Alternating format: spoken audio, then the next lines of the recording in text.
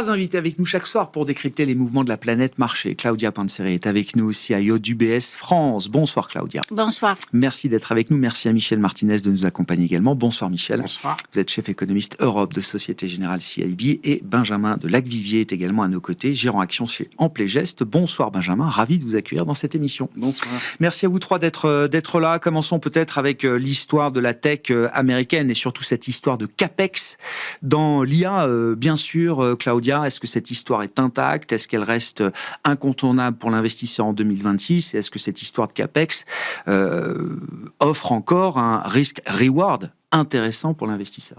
Alors, je pense que l'intelligence artificielle, c'est encore un trend qui est très positif. On a eu à peu près entre 2 ans et 2 ans et demi, plus de 610 milliards d'investissements en CAPEX. Il y a encore à peu près 400 milliards, voire 450 milliards cette année. Et quand on regarde à l'horizon 2030, nous, on a plus de 1000 milliards, effectivement, d'investissements à venir. Je pense que... Donc, l'accélération des CAPEX, elle n'est pas finie. N'est pas terminée. Alors, la vraie problématique, c'est la monétisation des investissements et la croissance des profits. Vous avez parlé tout à l'heure des Microsoft qui baissent sur les résultats. Les résultats, ils étaient vraiment très bons. La réalité, c'est qu'aujourd'hui, l'investisseur a plutôt tendance à rémunérer les sociétés qui font mieux que les attentes, plutôt que les sociétés qui sont en ligne ou in baisse par rapport aux attentes. Donc, il y a une certaine course au fait de surprendre à la hausse. Et au-delà de ça, depuis le mois de décembre, les valorisations sont in baisse sur le secteur technologique. Donc, on pourrait dire même qu'aujourd'hui, à 25 fois les bénéfices, certaines valeurs du secteur technologique apparaissent très attrayantes. Au-delà du CAPEX lui-même, je pense qu'il y a 2 facteurs qui sont importants. On a parlé tout à l'heure de la monétisation des investissements et puis maintenant le funding des investissements. Ouais. Parce que déjà en fin d'année dernière, il y avait une correction sur les marchés due aux inquiétudes des émissions obligataires et donc à des remontées des spreads de crédit pour pouvoir financer ce CAPEX. Si ce CAPEX en réalité est financé avec du cash, et ce cash n'est pas utilisé pour faire du share buyback, pourquoi pas? En réalité, les actions, on sait très bien, sont l'instrument pour financer la croissance future. Et pour de la croissance future, il faut investir dans ce cas-ci, dans le CAPEX. Si nous sommes face à un secteur ou de sociétés qui ont encore la capacité à investir du cash, qui peut-être réduit le share buyback, mais c'est pas le cas encore, mais investissent le cash, et puis ils sont capables de générer de la croissance, pourquoi pas? Je pense qu'il y a une énorme différence, par contre, entre les trends 2024, 2025 et 2026. Le marché a rémunéré en 2024 et 2025 les hyperscalers, donc à toutes les sociétés qui avaient la capacité d'investir et pouvoir générer cette capacité d'implémentation de l'intelligence artificielle. Et même dans nos portefeuilles, pendant 2 ans, on était très focalisé sur ces sociétés. Depuis fin d'année dernière, la diversification au sein du secteur technologique a augmenté. Et on est plus concentré sur les softwares qui aujourd'hui souffrent un peu, mais dont la valorisation est super attrayante et dont la monétisation des investissements faits par des autres sociétés va être visible en 2026 et 2027. C'est enfin le moment du soft. C'est enfin le moment du software. Parce que là, quand on a vu toutes les boîtes de hardware, et j'inclus aussi les boîtes de puces, bien sûr, ou de mémoire vive, les Samsung, les Skyenix, on sent quand même que le marché est encore très attiré par ce genre de valeur. Mais vous dites 2026, ça doit à un moment être l'heure des softwares. C'est le différentiel en performance, c'est le différentiel en valorisation, et surtout, vous voyez, si vous avez un hyperscaler qui n'attend pas le consensus en termes d'estimation, en fait, il vient fortement pénaliser. Donc, il faut revenir sur les sociétés qui n'ont pas bénéficié pendant 2024-2025, dont les valorisations sont attrayantes, mais qui vont bénéficier de l'implémentation et de l'application. Avec une croissance des profits qui va accélérer avec un taux d'utilisation qui augmente. Et on voit que le taux d'utilisation augmente. Et donc, on attend effectivement de ces groupes de logiciels, de software, qu'elles démontrent à travers les publications de 2026 que oui, l'IA, alors leur permet peut-être de réduire les coûts, c'est une première histoire, mais leur permet de générer du chiffre d'affaires supplémentaire. Exactement. Ça doit se voir cette année. Exactement. Entre 2026 et 2027, donc on n'attend jamais effectivement le moment de voir les résultats parce que après c'est trop tard, mais entre 2026 et 2027, avec un taux d'utilisation de l'intelligence artificielle qui augmente, on devrait voir ces sociétés qui utilisent, donc ce qu'on appelle les applications, bénéficier de cette tendance. Ouais. Michel, comment le macroéconomiste regarde cette histoire de CAPEX? Alors, est-ce que c'est du fuel pour la croissance future encore, hein, la dimension macro? Et puis, est-ce que ce rythme d'investissement, Claudia évoque des horizons 2030 où on pourrait dépasser la barre des 1000 milliards de dollars d'investissement? Est-ce que ce sont des estimations solides? Enfin, est-ce qu'on va aller jusque-là, effectivement? Alors, on a publié quelques documents sur ces sujets ces dernières semaines, ces derniers mois, à la recherche à Société Générale. Alors, le premier message, je suis d'accord avec Claudia, ça va rester un thème, on est d'accord, d'investissement en 2026. C'est une industrie naissance, on est au début de la vague d'investissement. L'an dernier, on voit que ça a expliqué une grosse part de la croissance de la demande domestique aux États-Unis. Ça a expliqué la forte croissance du commerce mondial malgré la guerre tarifaire. Et ça, tout porte à croire que ça va continuer cette année. Et en plus, les politiques macroéconomiques aux États-Unis vont être plutôt accommodantes. Donc, ça devrait soutenir. Alors après, il y a la question de l'horizon. Et alors, quand on regarde ces chiffres-là, alors nous, on avait des surcapacités ou non qu'on est en train de construire. Là, on a fait des calculs un peu poussés. Alors nous, on était parti d'une estimation d'investissement à l'échelle mondiale d'environ 800 milliards de dollars par an. Alors, tout compris, hein, c'est pas uniquement les hyperscalaires, ça fait quand même 0,7 points de PIB mondial par an. Alors, on cumule, et évidemment, cet investissement, il doit générer un retour. Et on a essayé de comparer cette révolution industrielle aux révolutions technologiques passées. Et donc, si ça avait le même impact sur l'économie que la révolution des technologies de l'information et des communications fin des années 90, début des années 2000, il faudrait que la croissance mondiale, qui est un peu inférieure à 3% l'an, passe à plus de 4,3% l'an. C'est quand la dernière fois qu'on a eu plus de 4% de croissance? Voilà, d'accord. C'est déjà une réponse. Les 30 glorieuses. C'est déjà une réponse. Voilà. Et à l'échelle mondiale, là. Parce qu'en fait, les autres révolutions avaient commencé plus localement. Et si c'était comparable à la machine à vapeur, pareil, 4%, 4 et des poussières. Si c'était comparable à l'électricité, ce serait plus de 5% l'an. Donc, bien sûr, là, on voit bien qu'il y a un rythme effréné d'investissement. Alors, ça ne veut pas dire que ça ne se produira pas. Hein. Quand on regarde, il y a beaucoup macroéconomistes qui ont fait des estimations des gains de productivité associés à la technologie, à l'intelligence artificielle. Alors, il y a le plus pessimiste, qui est Daron Acemoglu, un prix Nobel d'économie. Ça dit que ça ne va pas faire grand-chose. Voilà. Et puis, il y en a plus optimistes, comme un autre prix Nobel d'économie, comme Philippe Aghion, qui dit que ça va faire 1,3, 1,4% par an. Dans ce cas-là, c'est la croissance mondiale pour effectivement connaître des rythmes de croissance supérieurs à 4% l'an. Mais quand on regarde, il faut quand même que toutes les étoiles soient alignées. Il faudrait qu'il y ait des cas d'usage, pour reprendre ce que disait Claudia, assez rapidement. On voit que ça marche. Que les entreprises... Qu'il n'y ait pas de barrière à la diffusion de l'IA. Enfin, je veux dire, qu'il y a des entreprises utilisatrices. Elles embrassent complètement l'enjeu et la technologie. Qu'on voit des gains de productivité dans les entreprises utilisatrices. Et puis, il faut que les autres étoiles, qu'il n'y ait pas de contraintes sur la chaîne de valeur, l'énergie, la régulation, la géopolitique, la sécurité, tout ça. Oui. Il faut que tout soit... Oui. Voilà, il faut que tout soit réuni. Et donc, le risque, c'est qu'il y ait certains... concurrents, leaders dans l'intelligence artificielle, soient obligés de réduire leurs investissements. On peut vite se retrouver limité par une question d'offre énergétique, par exemple, dans ces affaires-là. Voilà, mais il y en a beaucoup d'autres. Et il y en a d'autres. Il y a la géopolitique aussi. Et donc, voilà, donc c'est ça. Donc, c'est avoir en tête que les rythmes auxquels on assiste, ils sont historiquement gigantesques. Ils dépassent toutes les révolutions technologiques passées de l'humanité. C'est ça, quand on le compare à l'échelle mondiale. Et là, donc, mais encore une fois, c'est probablement pas une histoire, s'il y a un ralentissement, 2026.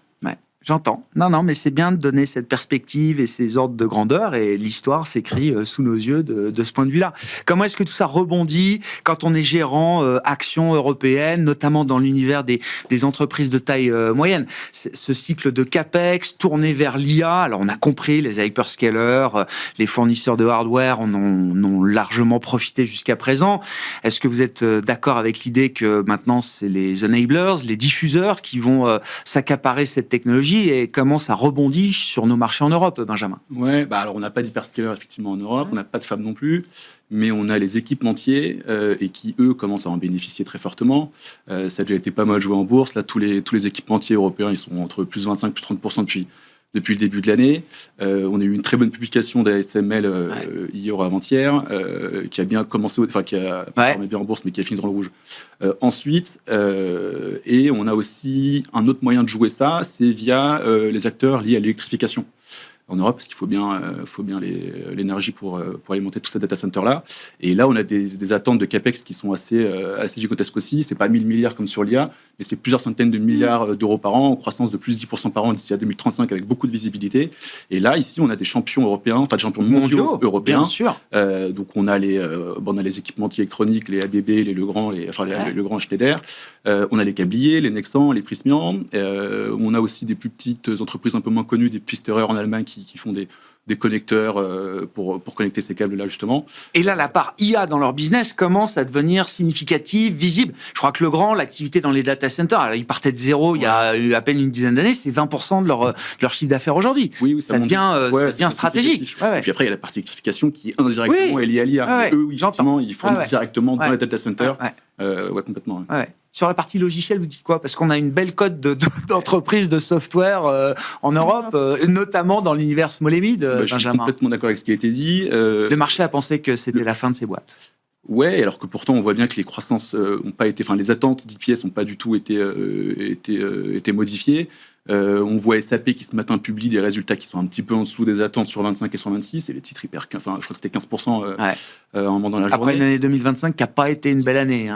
On a Nemetschek qui ils font des logiciels qui sont utilisés par les architectes et les ingénieurs dans le secteur de la construction.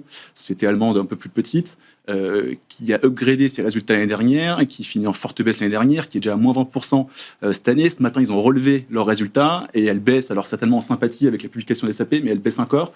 Nous, on est convaincus on a l'impression que le marché pense qu'il va y avoir des AI natifs qui vont arriver et qui vont chambouler tout le marché.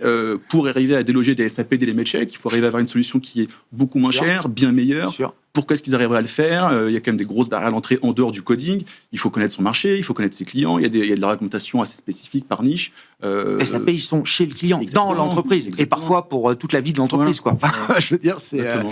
Et il faudra passer sur le cloud des SAP pour pouvoir être un jour full. Qu'est-ce qui va changer la perception du marché? Le marché s'est polarisé, a pris le parti que c'était des losers éternels de l'IA. Il y a sans doute de l'exagération là-dedans. Qu'est-ce qui va modifier la perception? Alors, c'est pas la publication des SAP de ce matin, c'est sûr. Il va falloir avoir quelques bonnes publications et peut-être avoir l'arrivée d'OpenAI, d'Anthropic en bourse pour voir un peu ce qui se passe. Je sais pas, mais là, en tout cas, c'est que du sentiment, ça c'est sûr.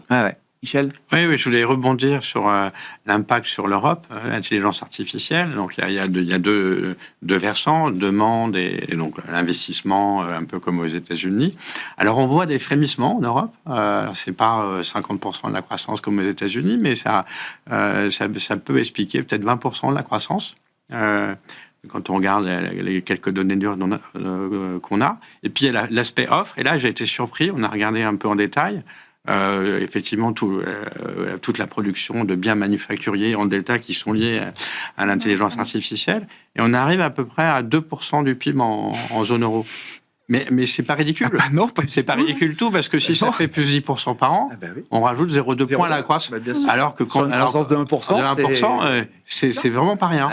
Et donc on bénéficie aussi quand même de ce cycle-là. Même si on est importateur net, mais en fait, de ces biens-là, mais en valeur ajoutée, c'est positif et ça croît. Quand même, on voit que les tendances sont sur l'investissement. Même l'année dernière, la contribution à la croissance du PIB américain a été exceptionnelle. Tout le monde attendait un ralentissement macroéconomique aux États-Unis début 2025. On l'attendait en Europe, ça ne vient pas. On voit que sur la partie équipement, même allemand, ça s'améliore. Donc, structurellement, que ce soit des investissements privés ou que ce soit des investissements publics, parce qu'il y a des investissements publics, la tendance des fonds est assez positive. Est-ce que ça rend, j'aime bien cette histoire de CAPEX, mais est-ce que ça rend la croissance plus résiliente? Parce que là aussi, la big picture de 2025, c'est qu'on se dit qu'avec le fracas Trump, les frictions partout, tout le temps, géopolitique, etc., je veux dire, à un moment, tout le monde a vu quand même que la croissance croissance pouvait lâcher. C'était le moment Liberation Day. Et au final, non, la croissance est quand même très résiliente. Est-ce qu'il y a un changement de nature de la croissance, effectivement, qui explique cette résilience? Je pense qu'en fait, on rentre dans des cycles de long terme qui rend le régime macroéconomique, tu peux le dire peut-être, Michel, je ne sais pas si tu es d'accord, mais moins volatile. On avait un régime macroéconomique où l'évolution des taux d'intérêt avait un impact sur le consommateur, où le marché de l'emploi pouvait effectivement avoir un impact sur le cycle et la croissance générale. Aujourd'hui, on est dans des cycles d'investissement qui sont multi-annuels, qui ont prolongé ce cycle de manière assez impressionnante. Il ne faut pas oublier qu'on allait à travers des hausses des taux en 2022 assez exceptionnelles, sans récession. On a un cycle qui est extrêmement long et prolongé par ces investissements privés et publics. Ouais. Michel, changement de nature de la croissance? On est moins. La consommation reste importante, c'est pas ce que je veux dire, mais on a quand même plus de soutien de la part de l'investissement, de la production. En tout cas, c'est l'idée. Oui, mais après, la volatilité en macroéconomie, elle vient en général de chocs externes, de crise financière, choc, crise immobilière. C'est souvent la dette qui est le problème, voilà, dans les crises. Il y a des crises comme ça. Et ça, bon, je pense qu'il y a quand même encore des zones de fragilité dans le monde. Donc, je dirais pas que ça a totalement disparu. Mais la question du financement de ces capex, qui est peut-être une source de vulnérabilité aussi derrière ce thème-là. Et on le voit, dès qu'on a eu des mouvements sur la partie spread, investment grade, sur la partie tech l'année dernière, on a eu une correction des marchés. Ouais. Si on bascule un peu sur l'idée du dollar et donc de la Fed, de Trump, du debasement trade également, Benjamin, d'un point de vue européen, encore une fois, l'euro-dollar 1,20. Début 2025, on ne devait pas être loin de la parité, je crois. Donc, ça fait quand même déjà un beau parcours. Ça a été un vent contraire pour pas mal de boîtes exportatrices, évidemment, en 2025, pour l'Europe, j'entends.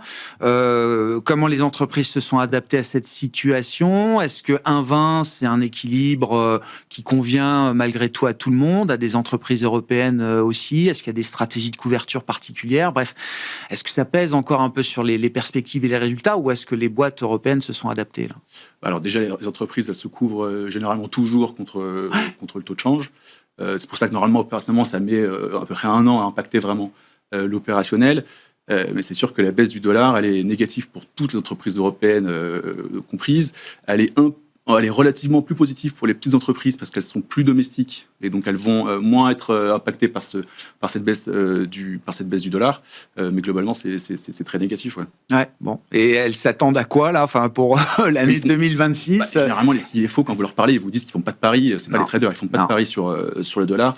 Le niveau, je sais pas s'ils ont un niveau en tête qui est pivot. Eux, ils se couvrent et puis ça impacte leur croissance tous les ans. Donc c'est assez, voilà. Est-ce qu'on peut imaginer que ce soit un vent contraire un peu moins puissant en 2026, les mouvements du dollar? Et 1,20, est-ce que c'est déjà un sujet à minima de réflexion pour la Banque Centrale Européenne, par exemple, Michel, avec en plus des chiffres d'inflation qui vont quand même un peu s'écarter de la cible, au moins à court terme? Pas mal. Moi, je dirais la question du taux de change, l'appréciation de l'euro... en fait, essentiellement contre le dollar, un peu aussi contre le yen, le yuan, mais c'est essentiellement une histoire dollar. Et comme tu l'avais dit, c'est une histoire des baissements de dollars. Et donc, il faut avoir en tête que l'euro, il s'est apprécié pas contre toutes les devises. Quand on regarde le taux de change effectif de l'euro, surtout quand on en plus prend en compte les évolutions d'inflation, qui ne sont pas les mêmes, le taux de change effectif réel. Réel, c'est ça. C'est ça qui est important, parce que il faut tenir compte aussi, si un pays peut dévaluer sa devise, mais si les prix domestiques augmentent d'autant, voilà, tout est effacé. Très clair. Et donc le taux de change réel de l'euro, contre toute le devise, il a quasiment pas bougé depuis 2024. Il a augmenté de 3-4%. C'est pas une perte de compétitivité pour l'Europe. Enfin, en tout cas, la perte de compétitivité vient pas de la devise. Déjà, de mettre ça dans le contexte, et en plus, ça dépend des pays. Par exemple, la France et l'Italie, comme il y a eu peu d'inflation, le taux de change réel de la France, il est un plus bas historique aujourd'hui. L'euro... du point de vue des pour la France, l'euro réel est un plus bas historique. On a moins d'1% d'inflation. Oui, mais on n'a pas les salaires n'augmentent pas vite, voilà. Et donc avoir ça en tête qu'en termes sur longue période, c'est pas, il se passe pas des choses qui vont changer radicalement le profil de croissance, même d'exportation des entreprises de la zone euro. Alors après, je pourrais même rajouter, si on regarde l'aspect croissance, que en général dans les modèles macroéconomiques, ce qui compte, c'est d'où vient l'appréciation de la devise. Et alors, si c'est parce qu'il y a des tensions domestiques, il doit y avoir un durcissement à la politique monétaire, on voit bien que le but, c'est de rafraîchir tout ça. Et donc, effectivement, on va s'attendre à moins d'activité. Mais ici, c'est une histoire de dollar debasement. Ça veut dire quoi? C'est-à-dire qu'il y a des flux financiers du monde qui vont vers l'Europe et qui vont s'investir. Qui sortent du dollar vers le reste du monde. Et ça, c'est très positif. Ouais. Et donc, les modèles macroéconomiques disent que finalement, l'impact macro, en général, il n'est pas énorme. C'est pour ça qu'il y a plutôt en Allemagne, en Europe, on a souvent préféré avoir une devise forte qu'autre chose. Ouais. Donc ça, donc l'impact macroéconomique, pour nous, il y a pas circulé, il n'y a rien à voir. Pas vraiment de sujet. Il y a peut-être un petit sujet vis-à-vis de la Chine. La Chine, et ça a été évoqué par la BCE, Philippe Lane, mais pour la Chine, le taux de change joue, mais c'est pas. On voit bien avec les véhicules électriques, d'autres technologies, c'est pas le seul sujet, le prix. Il y a les technologies elles-mêmes. Ils ont de la compétitivité hors prix désormais. Hors prix, voilà. Mais après, pour revenir à la politique monétaire, le vrai sujet de tout temps, c'est le rapport mécanique entre le change et l'inflation. Ouais. Et là, encore une fois, quand on regarde aujourd'hui par rapport à 2024, le taux de change effectif réel, il a augmenté de 4%. Ça veut dire qu'il y a 0,1, 0,2 points d'inflation en moins. Et effectivement, l'inflation au début de l'année, elle va baisser peut-être à 1,6, 1,7.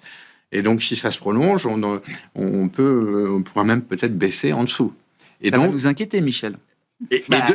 Et donc, la Banque Centrale Européenne devra... il y aura les Dove qui plaideront. Il y aura une discussion pour des baisses des taux. D'accord. Ce qui est pas. Non, notre vue, je sais que vous regardez à travers là. À travers. Voilà. Mais cette discussion, elle aura lieu. Elle risque d'avoir lieu. Ouais. Probablement pas la semaine prochaine, je pense. Bon, alors Claudia, et puis le dollar, et puis je veux qu'on parle des métaux avec vous aussi, bien sûr. Allez-y. C'est quand même très intéressant. Michel met une avance sur 2 points. C'est le taux d'échange effectif. C'est le taux d'échange par rapport à un panier des valeurs. Ouais. C'est pas seulement par rapport au dollar, parce qu'on n'exporte pas seulement par rapport aux États-Unis. Pondérer des échanges commerciaux. Donc, en fait, à pondérer des échanges, il n'y a pas eu un mouvement aussi important et pas aussi important d'impacter, je dirais, la croissance des profits à niveau des grandes entreprises européennes. Le deuxième point qui est très important aussi, quand on regarde l'évolution de taux de change euro-dollar par rapport à l'écart des taux entre les États-Unis et l'Europe, aujourd'hui, on devrait être sur un taux de change qui est légèrement inférieur à 1,20. Donc, nous, on a une estimation de taux de change qui est autour des 1,20 pour des autres raisons. Mais quand on regarde fondamentalement, on est plutôt entre 1,17 et 1,18 qui est plus de 1,20. C'est très important parce que ce qui se passe, ou ce qui s'est passé entre vendredi et lundi, montre qu'il y a un mouvement spéculatif sur le change et pas fondamental. Et ce mouvement spéculatif sur le change a eu un impact sur les métaux précieux parce qu'on a eu une dépréciation du dollar avec une réappréciation de l'or, de l'argent et puis des autres matières premières qui sont inversement corrélées au taux de change. Donc, en fait, ça met quand même en discussion pas mal de mouvements qu'on a eu pendant 2 ou 3 jours sur les marchés. J'entends. Et sur les métaux précieux, parce que là, au moment où on se parle, on avait un début de séance, j'allais dire, un peu comme chaque jour sur l'or, l'argent, le cuivre également, c'est-à-dire des hausses spectaculaires, et tout s'est retourné en cours de séance. On a quand même beaucoup de volatilité sur ces métaux précieux aujourd'hui. Alors, la Chine est peut-être en train de relever les marges requises pour investir sur certains de ces métaux, l'argent notamment. Il y a la semaine fériée en Chine également. On sait que beaucoup de spéculation vient de Chine sur ces marchés de matières premières. Donc la semaine fériée peut-être incite aussi à prendre des profits et déboucler les positions, mais quand même beaucoup de volatilité sur ces métaux. Il y a beaucoup de volatilité, mais vous voyez, nous avons énormément écrit sur le sujet des métaux précieux et même des métaux industriels. Pour moi, il faut faire, parmi les métaux précieux, la distinction entre l'or et l'argent. L'argent, le mouvement qu'on a eu est purement spéculatif. Pourquoi ? Parce que l'argent, c'est une matière première qu'on utilise pour produire. Donc, dès qu'on a une hausse des prix, il y a moins de production et donc, cycliquement, on a une pression vers la baisse de la demande et donc, on devrait avoir une baisse des prix. Et l'argent n'est pas utilisé par les banques centrales dans leurs réserves d'échange. Donc, en fait, le mouvement sur l'argent, qui a été assez spectaculaire, pourrait arriver à une fin. Et on a eu une période dans l'histoire où l'or continue à monter et l'argent baissait. D'accord. Quand on regarde l'or, pour moi, la situation est plus structurelle. Vous avez une classe d'actifs qui est très défensive lorsque vous avez des inquiétudes géopolitiques, lorsque vous avez des inquiétudes sur la dette américaine, parce qu'effectivement, on voit qu'avec la relance budgétaire, et si on a un déficit à 7%, la dette peut s'empirer sur les 10 ans à venir. Et surtout, vous avez une classe d'actifs qui peut être très résiliente en cas d'inflation. Imaginons que demain, à la Banque centrale, nous avons un changement de chairman et que la Banque centrale devienne la 6. Ce n'est pas notre scénario de base, mais vous avez des attentes d'inflation qui vont déraper vers la hausse, et donc vos classes d'actifs obligataires... Ce qu'on ne voit pas aujourd'hui. Dans le débasement trade, il n'y a pas cet désancrage des anticipations d'inflation. C'est juste une perception. C'est pour ça que moi, je ne crois pas au débasement, parce que je vois effectivement que les attentes d'inflation sont bien ancrées, mais si demain, vous avez une banque centrale qui, avec une croissance nominale à 5%, baisse les taux, vous pouvez avoir l'inflation qui dérape à la hausse, une partie des rendements obligataires sur les durations longues qui augmentent, et donc votre classe d'actifs obligataires ne défend pas le portefeuille en cas de ralentissement. Et là, vous avez l'or. Et en plus, vous avez l'or qui est utilisé par les banques centrales dans leur réserve d'échange. Et donc, sky is the limit, on ne sait pas valoriser l'or, donc il ne faut pas s'arrêter à un niveau de prix... Non, en fait, sky, ce n'est pas les limites. Entre-temps, on a une classe d'actifs qui, dans la durée, va se comporter comme une classe d'actifs défensive et alternative. Et de l'autre côté, vous avez une classe d'actifs qui est spéculative. Non, j'ai bien compris la distinction entre le thème or et le thème argent. Les matières premières, en général, c'est une classe d'actifs hyper attrayante aujourd'hui. On a eu l'envolée des prix. Mais même quand on pense au cuivre, le cuivre est utilisé partout dans l'électrification, dans l'intelligence artificielle. Donc, on est vraiment dans des classes d'actifs où il y a un déficit d'offres. Et plus le gap entre déficit d'offres et demande s'élargit, en fait, un impact sur les prix, ceux qu'on voit aujourd'hui dans les marchés. C'est intéressant. Là, je rebondis sur les deux sociétés que vous citiez tout à l'heure, Benjamin Nexans et Prysmian. Ouais. C'est intéressant parce que le cuivre, c'est un peu leur matière première. Ouais. J'imagine que c'est des boîtes qui sont obligées de s'adapter face à l'envolée, la perspective d'avoir peut-être des prix de matières premières, de métaux industriels structurellement plus élevés. Ils apprennent à recycler le cuivre pour maintenir des coûts raisonnables, j'imagine. Oui, ils apprennent tous à de plus en plus recycler. Et au niveau européen, c'est aussi ce qu'on essaye de faire. C'est ce qui a été dit, mais on sait que d'ici quelques années, on va être en sous-capacité de cuivre pour faire une transition énergétique et numérique. Et donc, on a besoin soit d'agrandir les mines actuelles, soit d'en faire d'autres. Et donc, cette hausse du cuivre, elle est pas mal, elle est assez positive. Parce qu'elle permet de rouvrir des projets. Oui, et puis les miniers vont pouvoir faire les capex qu'ils ont besoin de faire pour agrandir. Et aussi parce qu'il y a la teneur en minerai qui s'affaiblit, donc il faut plus processer, donc encore plus de capex. Et après, vous avez des acteurs qui sont dans la transition énergétique et qui ne dépendent pas du prix du cuivre. Donc pour eux, c'est tout positif. Mais bon, Nexans et Prysmian, ils passent à leurs clients de toute façon la hausse. Ils passent la hausse. Ouais. Ils ont ce pricing power. Tout à fait. Ouais. Bon, stratégie action européenne. Qu'est-ce qui guide votre réflexion là chez Amplegest pour l'univers, notamment des mid-cap en zone euro? Il y a eu un bon début d'année. Enfin, la fin d'année était plutôt bonne aussi. Enfin, est-ce qu'il y a l'idée quand même qu'on repart dans un cycle de surperformance pour cet univers d'investissement? Est-ce que les planètes sont alignées pour qu'on ait enfin un vrai rebond de la croissance bénéficiaire pour les entreprises européennes? On espère. C'est vrai qu'on a eu quelques années compliquées qui n'ont pas forcément été expliquées par l'opérationnel. On a d'abord eu la hausse des taux. En fait, on a eu le Covid qui a été beaucoup plus compliqué pour les small que pour les larges. On a eu un gros rebond en 2021. On a des valorisations qui sont devenues excessives sur la classe d'actifs. Et 2022, on a eu la hausse des taux à cause de l'inflation. Et là, ça a été très, très compliqué pour toutes les entreprises, mais surtout les small. Les larges sont repartis depuis en valorisation, mais les small, elles sont restées quasiment à ce niveau-là. C'est la seule classe d'actifs quasiment où on est encore au plus bas en termes de valorisation historique par rapport à... Il n'y a pas eu de re-rating là? Non, il n'y a pas eu de re-rating parce qu'en fait, il y a eu un petit peu de re-rating l'année dernière, mais par rapport aux larges, il y a eu le même re-rating sur les larges. Okay. Donc, le gap, en tout cas, est toujours le même. Ce qui est plutôt positif, c'est en fait Trump, c'est un peu le meilleur allié des small cap européennes parce qu'il y a cette volonté de se protéger avec du domestique. Et donc voilà, et on voit qu'il y a de plus en plus d'investisseurs américains qui commencent un peu à re-regarder les small cap européennes pour se couvrir. Pour l'instant, ils sont encore en mode FOMO IA, Ils savent qu'à un moment donné, il va peut-être falloir shifter, et c'est un des seuls secteurs qui est pas cher, comme je l'ai dit, et qui est domestique. Donc voilà, et qu'est-ce qu'on a d'autre? On a les taux qui ont commencé à baisser en 2024, donc le temps que ça impacte l'opérationnel, ça devrait commencer à impacter, mais les taux longs, eux, baissent pas. Donc sur le niveau de valorisation des entreprises, ça nous aide pas trop. Et puis on a la croissance en Europe qui devrait un petit peu s'accélérer. Donc ça, c'est très positif parce que les small caps, elles sont beaucoup plus sensibles, beaucoup plus sensibles que les large caps. Donc le thème, c'est cyclique pour vous là. Ouais, c'est la reprise en Europe. C'est cette donc c'est quoi, de la construction de ce thème-là, c'est la souveraineté européenne. C'est un thème dont on parle de plus en plus. Mais c'est cette volonté de. C'était le rapport de Mario Draghi fin 2024 qui expliquait qu'il fallait investir 800 milliards d'euros par an pour retrouver notre souveraineté. C'est 5% du PIB européen, donc c'est quelque chose de très significatif. Alors, le plan, pour l'instant, on n'arrête pas quand on voit les entreprises, les impacts se font attendre. Au début, c'était H2 25, puis H1 26. Là, ça semble être plutôt H2 26. Ça sera peut-être 27, mais bon, c'est en train de se mettre en place. Et en dehors des plans, il y a aussi, on voit qu'il y a de plus en plus de politiques pro-business et protectionnistes qui sont mises en place. Et les politiques protectionnistes, c'est tout à fait nouveau en Europe. On a les taxes d'ajustement carbone qui sont mises en place depuis le début de l'année. On devrait avoir les quotas sur l'acier qui vont arriver en juillet, qui auront un impact très fort. Il y a de Richebourg, société française de recyclage, qui dit que si cette taxe arrive, les taux d'utilisation des aciers européens passeraient de 60 à 80%. Voilà, parce que l'acier européen deviendrait bien meilleur marché. Ah ouais. Bon, donc le thème du cycle porte pour vous là une stratégie action européenne en 2026. Comment s'écrit l'histoire macro 2026 pour la zone euro et l'Europe, Michel?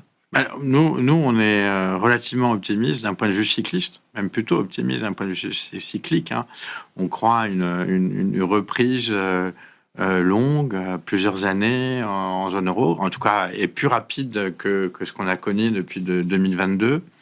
Alors, légèrement au-dessus d'1% l'an.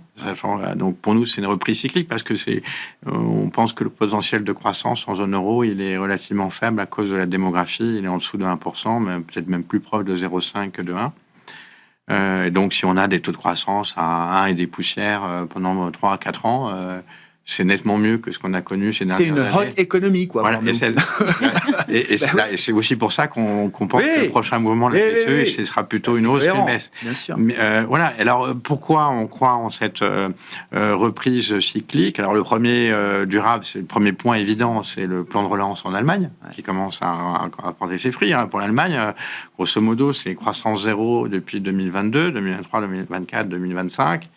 Et là,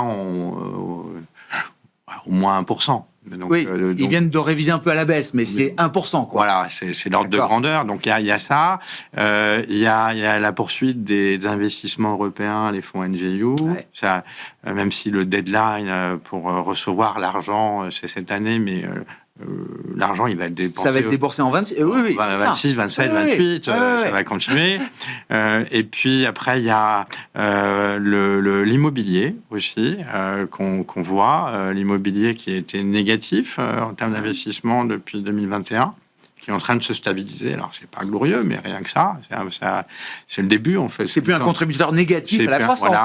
Voilà. On croit toujours à la consommation. Et puis après, il y a toutes les histoires, investissements qu'on a tous évoqués ici, et à la fois qui concernent le public, le privé, la défense, l'électrification, transition climatique, l'intelligence artificielle. Donc, voilà, on est plutôt positif en termes relatifs par rapport aux standards de l'Europe, au taux de croissance qu'on a connu ces dernières années. Mais c'est une histoire cyclique, conjoncturelle. Vous conservez l'idée que la croissance potentielle, alors c'est un range, une estimation, une fourchette. Vous êtes plutôt peut-être dans la fourchette basse, mais vous modifiez pas les perspectives de croissance potentielle. L'histoire structurelle, elle est encore. Pour l'instant, on les voit entre 0,5 et 0,8%. Là, en sachant que si on croit aux projections démographique des instituts statistiques nationaux, la force de travail, elle est en train de baisser en zone euro, et qui est un changement radical par rapport aux croissances qu'on a connues depuis les 15 précédentes années. Donc, rien que ça, parce que la croissance potentielle, c'est les productivités et l'emploi. Donc, si l'emploi, il ne peut pas progresser, il reste la productivité. Voilà, il reste que la productivité. L'histoire européenne sur le plan de l'investissement, comment vous regardez ça, Claudia? Je sais que vous aimez bien les États-Unis, peut-être l'Asie aussi, et l'Europe dans tout ça. Nous, en fin d'année, on a révisé pas mal nos allocations dans les portefeuilles. On a été, je le mentionnais tout à l'heure, on était pratiquement aux États-Unis et secteur technologique. Et puis, entre septembre et décembre, on est repassé positif sur le Japon, est passé positif sur l'émergent. On était positionné sur le secteur technologique chinois. Donc, effectivement, on voit qu'il y a relativement une amélioration de la croissance en Europe et une partie de l'Asie aussi par rapport aux États-Unis qui ont vu une croissance rester très bien orientée pendant des années. Donc, on le joue dans les portefeuilles parce que on fait du stock picking, qu'il soit encore sur la défense, qu'il soit sur la partie manufacturière. Et il y a les équipements, on voit une reprise dans les équipements aussi. Donc, effectivement, on a un positionnement qui est beaucoup plus large par rapport à la concentration qu'on a eue pendant 2 ans. Ouais, je comprends, ouais. Et pour conclure à nouveau sur le thème de la souveraineté, vous lancez une stratégie chez Amplegest. Enfin, il y a beaucoup de fonds souveraineté qui naissent chaque jour ou chaque semaine, et c'est très bien en Europe, en France notamment. Oui, c'est un thème plus large que le seul secteur de la défense, Benjamin. C'est vrai qu'on parle beaucoup de la défense parce que c'est ce qui a très fort, ce qui a très bien marché en 2025. Mais il y a d'autres thématiques, il y a les technologies stratégiques, il y a l'indépendance énergétique. Aujourd'hui, on importe encore 60% de notre énergie. La transition énergétique, ça va nous permettre de reprendre le contrôle là-dessus. On a les ressources critiques, on a avoir une industrie complète. On a notre industrie qu'on a délocalisée aux Chinois et qui commence un peu à étouffer nos marchés européens avec des produits subventionnés, mais surtout des produits qui sont de plus en plus de bonne qualité. De qualité, oui, c'est ça, oui. C'est stratégique, vraiment. Et donc, non, il y a des choses à jouer. Et en fait, ce qui s'est passé au secteur de la défense, l'explosion des carnets de commandes dans le secteur de la défense et la réaction des États et de l'Union européenne, c'est la preuve que quand l'Union européenne est au pied du mur, elle sait faire les choses. Sur la partie ressources critiques, ils ont aussi déjà commencé à sélectionner 47 projets miniers un peu partout en Europe pour aller, on va se remettre à relancer les mines. On va relancer les mines, oui. Ouais. On est un petit peu obligé. Et d'ailleurs, c'est bénéfique pour les capex des minières parce que du coup, avec cette déglobalisation qu'on a, on va avoir une multitude de projets et donc c'est très bénéfique. Et sur l'industrie, c'est ce qu'on disait sur l'Allemagne qui était l'industriel par excellence. C'est très compliqué depuis 2019. Et donc ce plan MERS là qui veut investir 500 milliards sur 10 ans, ça devrait, on espère, relancer l'industrie, même si pour l'instant c'est encore un peu compliqué, notamment sur l'automobile, la chimie et tout ça. Ouais. Demain, ce sera la journée de l'Europe, sur le plan macro en tout cas, puisqu'on aura les premières estimations de croissance pour l'Allemagne, la France, l'Espagne, l'Italie, la zone euro dans son ensemble, et puis de premières estimations d'inflation également en Allemagne ou encore en Espagne pour le mois de janvier. Merci à vous trois, merci d'avoir été les invités de Planète Marché ce soir. Benjamin de Lacvivier, gérant action chez Amplegest, Claudia Panzeri, CIO d'UBS France et Michel Martinez, chef économiste Europe de Société Générale CIB.